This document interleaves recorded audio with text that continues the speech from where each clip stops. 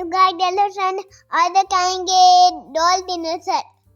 ये देखो हमारा डॉल डिनर सेट। दे गुबिया दे दे हमारा कप है।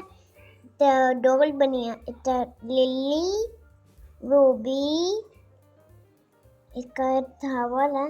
दे टावल दे पोनी है। दे देखो पोनी दे प्लेट अब दूसरी करती हूँ प्लेट पूंछ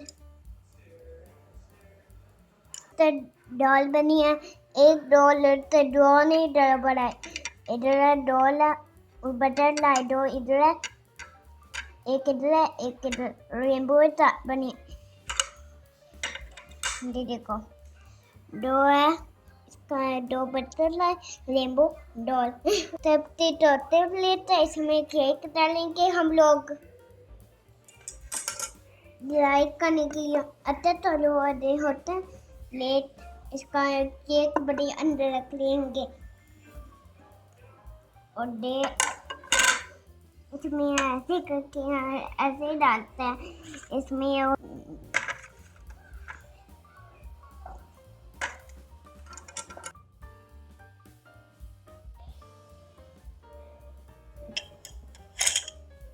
वीडियो पसंद है लाइक करें, सब्सक्राइब करें।